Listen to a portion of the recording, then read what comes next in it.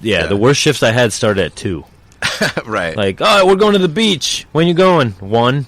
You're like, it's 8 a.m. right now. Why don't we just go right now? You know? And like, nah, we're not doing that. Yeah, then this guy, Brad, the sous chef I worked for with a long time, he had worked at, you know the restaurant Radius? It used to be in Boston? No. So Michael Schlau was the chef owner. Okay. He won James Beard, like, back in, like, 2001 or something. All right. Like Best Chef I'll check it out. Or whatever. What is it? What's the name again? Radius. It's not open anymore. Radius. Yeah. Right. So I went to work there because he had worked there, and I was like, you know, I respected him. I was like, I want to see, like, what this is all about. Where you came from. That was the first, like, fine dining restaurant I worked at. And that was, like, the real, like, oh, shit. Like, this is actually, like, really hard. Like, you know what I mean? Gordon Ramsay style. The chef was pretty intense. Yeah. I mean, he was strict. That was the kind of thing where, like, someone, like, dropped something or you, like, closed the lowboy too hard and he's just, like, fucking staring you down. Like, who the fuck did that? Yeah, you know what I mean? I hear you. Whereas, like, the other kitchens were, like, they were, like, pretty good restaurants. They weren't, like, diners. But, like, it was, you know, more of the... Pirate ship. Yeah. Sure. So this was, like... Close the lowboys with your feet. And, this is the first place where, like... You know, service starts, you put, like, the white tablecloth on the pass. Okay. You know. Got you. You got the green tape. Yep. Yeah, that whole thing. So, but it was... And I only was there for a couple months because then I moved away after that. So why'd you move? Well, actually, I moved to Portland, Oregon briefly with, like, an ex-girlfriend. So a girl was like, hey...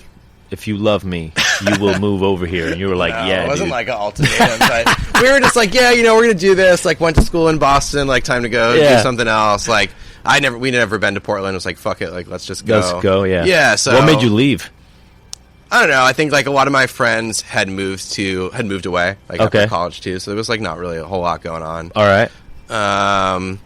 So, yeah. And, yeah, so I left there, like, kind of abruptly. But, I mean, that was, like, yeah, I guess my first taste of, like, a hard restaurant, you know, and I feel like I didn't really come to, you know, like, meet the challenge. Yeah, you didn't achieve. Gotcha. Yeah, I mean, it was fine, like, you know, but I feel like I was kind of like, whoa, this is, like, a lot. I mean, it's like at those restaurants, you have to get the dog shit beat out of you for a couple of years before you feel okay, now I'm better. No, yeah. You know? Yeah. Because for a long time, you know, in that drive, the way to work, you're like...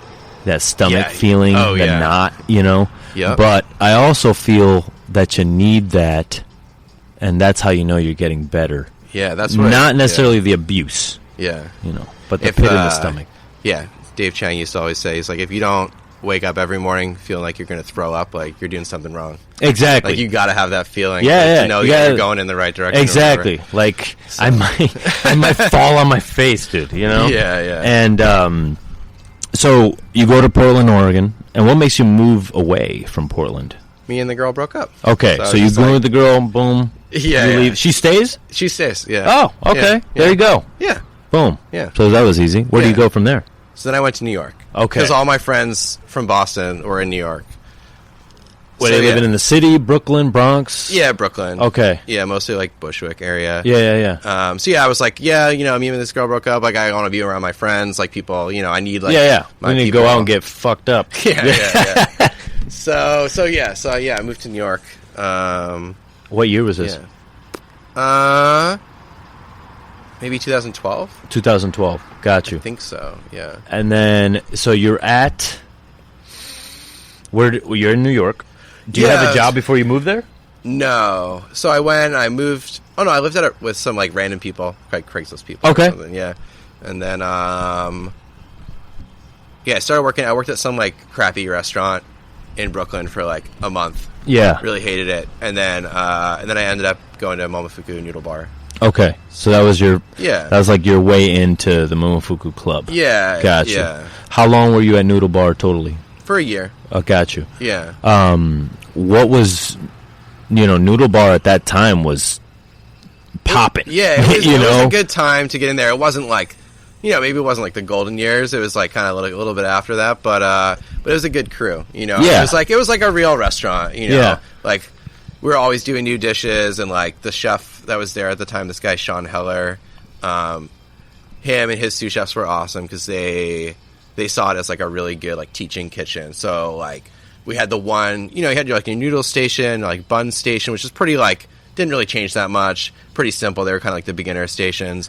But then like the saute station or gamage, they would kind of like throw new dishes on there, like to teach the cooks like how to do stuff. Like, oh, you never roasted meat to temp before? All right, we're going to put this pork chop on or whatever. Oh, fuck yeah. Or like they would start with like someone new one on the station and start with easy stuff. Like, oh, some like steamed clams or like, you know, this like sauteed vegetable dish. And then they would like crank it up a notch. Add more stuff. Add more. Kind of like, or even be like, hey, like, what do you want to work with? Like, what would be cool? Very cool. You know, so that was cool. So you guys almost as cooks had a little bit of autonomy on the menu, a little bit. A little bit. Yeah, I mean, we got to play around with some stuff. But yeah, it was a lot of like the chefs like just kind of like throwing stuff at you and like, you know, teaching you these techniques kind of like one by one. Yeah. So it was a good like learning opportunity for you. And how involved is Chang in all this? At Noodle Bar, I mean, I didn't see him that often. I was a cook, so like we were never. I mean, he would come in every once in a while, maybe come in for family meal, talk shit to some people. Yeah, for sure. You know, I remember like I was like on my station, I was like shaving garlic on the mandolin, and I was like, you know, I'd get to the nub and like kind of toss it away, and he like gave me shit about throwing it away. He's like, "Why don't you use it for family meal?" I was like, "All right, dude." Like, sure. It makes sense. Yeah, I get it. Yeah, he's right. Yeah, that kind of stuff. Got you. And did you know that you were going to work there for a year? Did you say, I'm going to work here for a year? Or is that sort of what happened? Did you get another opportunity when the year was up? I think a year is like the most that I wanted to do there. Okay. Like I think I knew like, you know, maybe like 4 months into it that was sort of like, you know, do the year and then we'll figure out what's next, you know. Because when I applied to work for Momofuku, I thought I wanted to work at like Co. Yeah. And they were like, here's a job in Noodle Bar. Like, you can do this. You want to work with even on the table, so. With Eli. Yeah. You know Eli? Yeah, we were just talking about you the other day. Fuck yeah, I love Eli. Yeah, man. Eli, he's living the good life. He probably won't like me to say this, but so I'm going to tell him to listen to this. During college, I was at the height of selling weed, right? Mm-hmm. And then we get a note on our car outside that says, the neighbors, we know what you're doing. Stop what you're doing, or we're going to call the cops. And I said, all right. Did you know that that's what they were talking about? Of course. Yeah. I mean, dude, we were having fucking 10 to 20 people come through a day. Like, ask Eli. He'll let you know. He was living there? Well, he was one of the people that was coming every day, right? so then all of a sudden, I get this note, and I'm like, I need somebody to push this product. So I basically would front him ounces, and he would sell them, and then I'd go pick up my money and then give him more. So he was your middleman? He was my middleman, for sure. For the first one. Wow. Yeah, he was a G, straight up. Damn. He used to rock this apartment complex. The whole everybody used to come. You know, how easy is that? You just get out of your dorm. Just walk down the hall. Go right down the hall, yeah. It's amazing.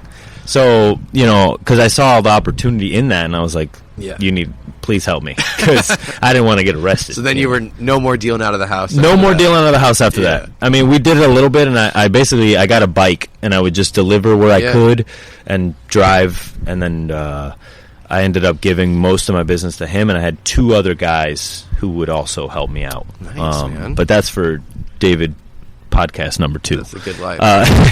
There you go. So, man, where the hell are we? We got off Eli. Momofuku. That's where you wanted to work. Yeah. So when you go to leave Noodle Bar after the year, are you like, I want to work at Co now? I did, but instead I went to stage at Indewolf. In Belgium. Yeah. How long was your stage? 3 months. Okay. Yeah. So I mean, it was cool because like I met a lot of really good friends at Noodle Bar. Like we were all kind of the same age. I think I was probably like 23. Yeah. So it was a good time to be a young cook in a big city. We were like, you can drink till 4 a.m. Yeah, exactly. Like every night. Yeah. Like we would go to this bar, the Redhead, that was like around the corner, and then like Sambar was like a couple blocks away. So you got the Sambar crew, and like Hearth was across the street, so the Hearth crew would always go there. And so it was good to meet like all these other cooks and stuff. And I feel like in Boston, I never really saw like that much of a community. So there wasn't any networking? What's up? All the restaurants were pretty far away from each other. In Boston? Is what I realized, yeah. Yeah, and the subway closed at midnight. That was the fucking What? kicker. Yeah, dude. Oh, I was just about to compliment you on your subway system in Boston. Yeah. It's nice. Yeah, it's but that's nice. why it's nice, because they close it at 12. Yeah, even before, I think. Maybe even before. So, yeah, it was a thing where, like, after work in Boston, we would go, it's like, do we go to the bar and I pay for a cab home, or do I just go home right now? It's like, you have to, like, be it's like, probably better what do to I just want to go do? home. Yeah, there's some places that you don't go out. Yeah. Like here in Napa Valley. I mean, you're lucky you got Ponchos right across the street. I'm waiting for them to open up. That's the classic joint right there. You're going to be drinking with all the French Laundry dudes. Yeah. Over there. It's a good spot, man. So yeah, anyway, so I met all these people, and, like, we kind of, it was cool because we all, like, made these plans, like, after we left Noodle Bar to go stage. Like, gotcha. One of my friends, she went to Attica.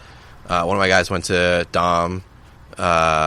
Someone else went to Gordon Ramsay Hospital Road. So we all had these like plans. So, like, yeah, I'm going to do this. I'm going to do this. So it was cool to, like, kind of, like, I don't know, push each other. Yeah, to be cool shit. in that community. Yeah, for sure. I mean, it's when you're surrounded by people that want to be better, you inherently want to get better. Yeah, just even if you kind of don't have that passion in you, you're like, oh, well, maybe I should. That was like, I never, like, at first when I first got in kitchens, like, I don't consider myself to be, like, a competitive person. Like, I never really, like, liked sports or anything like that. Yeah. So I was kind of like, I'm just, like, a chill guy, whatever. So, like, that environment for me at first was, like, really intense. Yeah. But, yeah, you know. It was and then, good. so it seems to me like you're obviously a very nice person. Oh, and thanks. you know what I mean? Like, basically, and then they probably told you, like, at some point, hey, toughen up. You got to be an asshole. Yeah, you got to be an right? asshole, at least a little bit. Yeah, you got to be. Right? Got you. Yeah. Did that happen? That talk? Or were they like, he's pretty chill? I'm not sure. Yeah, but yeah. You get definitely when I became a sous chef. For sure. Yeah, for sure. Yeah. At some point in your career, you have that. You have that talk. Yeah. Like, you can't just be nice to everyone. Like, this is work. Yeah. Work is work. That's true. So you went to stage at End of Wolf. How was that? Because I've heard many different stories. Oh yeah. Kind of, you know. It was awesome. Yeah. It was great, man. I mean, it's probably the hardest I've ever worked in my life. yeah, that's what they say. You're working like 16 brutal, hours a dude. day. Oh yeah. Fucking. And yeah, so I, like, went there, like, I think Kobe, like, posted something on Twitter, like, oh, we need stagiaires, and they had housing. So I was like, that's like, the main thing I was looking for, was, like, want to go to Europe, and there needs to be housing, because, like, I don't have money, you know, to put myself up, so I couldn't go to, like, you know, go to Copenhagen or something. Yeah. So you got to pay for an apartment. So yeah. How did you live? Because did they pay you on the stage? No. Okay. But we lived... They had this, like, stagiaire house, like, it was, like, 10-minute walk from the restaurant down the road. So it was, like, maybe 6 of us. Yeah. And they had a second stagiaire house, which I never even went to. So it's almost good that you guys work so much, because you didn't have no money to spend anyway. Yeah, pretty much. Well, I saved a good amount of money. I mean, that was the best part was, like, fortunately, like, one of the dudes, he was from Sweden, and he drove to the stage, so he had a car. So he was the only one that had a car. Sick. Otherwise, we would have been stranded, and it's in the middle of nowhere in Dranuder. So he had a car. Dranuder, yeah. Ooh, okay. How far is that from the nearest kind of city? So it's like 45 minutes from Ghent, which is where Kobe has his new restaurant. Okay. Chamber Separé. So yeah, like 45 minutes from there. It's like 5 minutes to, like, the French border. But it's in the middle of nowhere. Gotcha. We're talking like a one-road town? Oh, yeah. Or are we just talking farm, like there is no store? There was, like, a little town. Yeah, it was a little town. Where did Kobe live? He lived in town. Okay. Yeah. Gotcha. He used to live above the restaurant, but by the time I got there, they had converted it. It was like this kind of, like, loft kind of space. Yeah. They had converted it to, like, a PDR. And Okay. a test kitchen. I can see that. Yeah, but I guess he used to live up there. Gotcha. So, yeah, we lived, like, 10 minutes down the road, 6 of us. So this guy had a car. So, like, on the weekends, when we weren't, like, too tired, we would go, like, we went to Paris twice to, like, eat at restaurants and shit. Cool. Yeah, so that was cool to be Yeah. able to do that. We went to eat at Arpège and stuff. Awesome. Cool, yeah. Fuck yeah. So it was a good, man. like, experience to go eat at all these spots. Yeah. You know? I think the best knowledge, the best experience that you can have is eating. Yeah. I think it honestly sometimes teaches you more than cooking. Yeah, you know? man, I agree, Yeah. for sure. So, yeah, I mean, but we worked, like, 8 or 9 a.m. to, like, midnight or like, 1. Mm-hmm. Like, Yeah, you just go home, go to sleep. Yeah, man. You know, I was showering like once a week. Yeah, I mean, you're at the stagiaire house. Yeah, I'm sure there's the guy who's always showering. You know, What's he doing the guy who's always in the fucking. You're like, come